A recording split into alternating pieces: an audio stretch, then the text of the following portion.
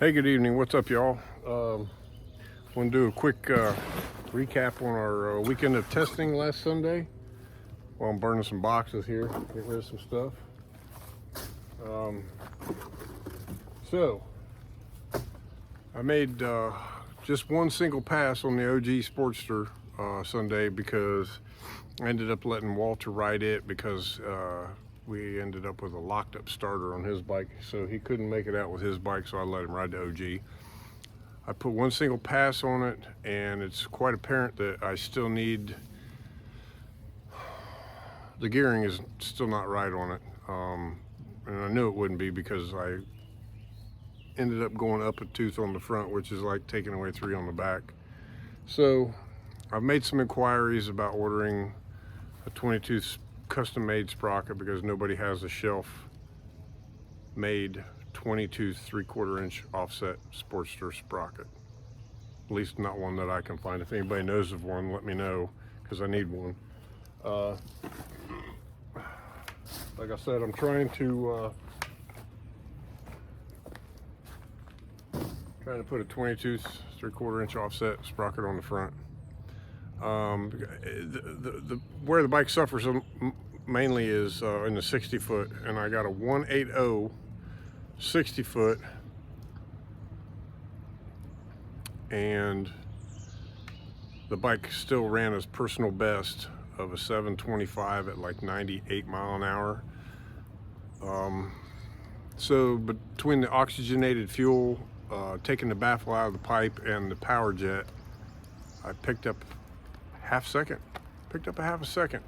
Pretty satisfied with that. I know there's more in it simply because I still can't 60 foot the bike because of the gearing.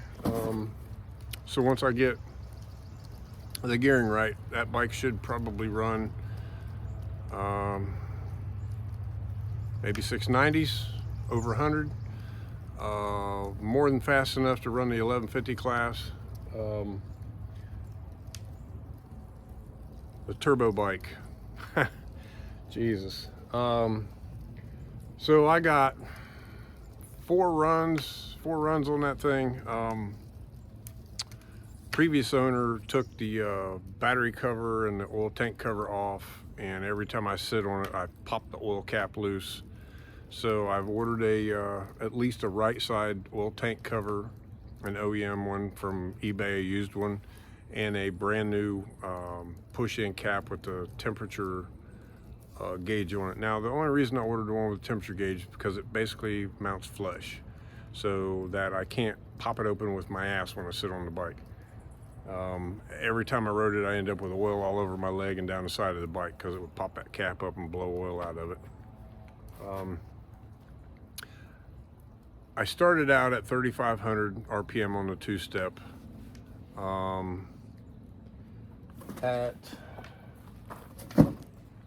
ended up, let's see, the last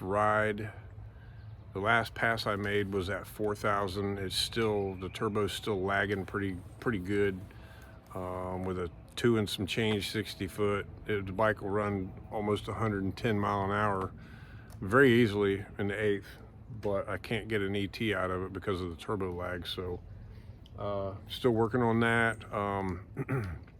I made a change to the two-step, but we ended up loading up and going home. I didn't make the last pass on it, so we'll try some more this weekend at Farmington at the All Harley World Shootout. Any of y'all are close at Farmington, North Carolina, come out and check it out. There's going to be some pretty good racing. So we're just kind of finalizing some details on the motorhome to get it ready, and I think we should be finished with it tomorrow. This is a lot of Amazon boxes I'm burning here from stuff we've been buying for the motorhome. But as far as the turbo bike goes, I got to take care of that oil blowing out of that oil tank.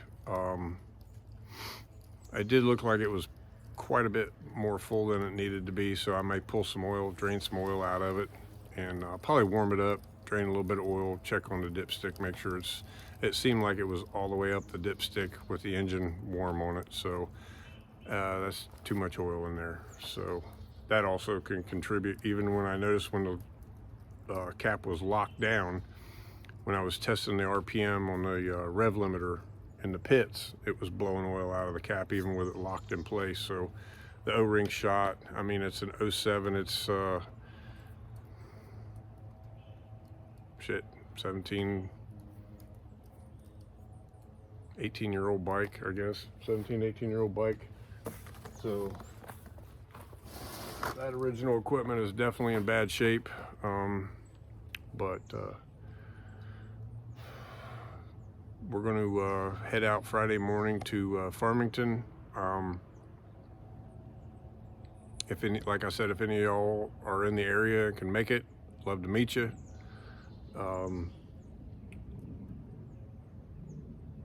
Thanks for watching. Appreciate your support. Don't forget to hit that like button.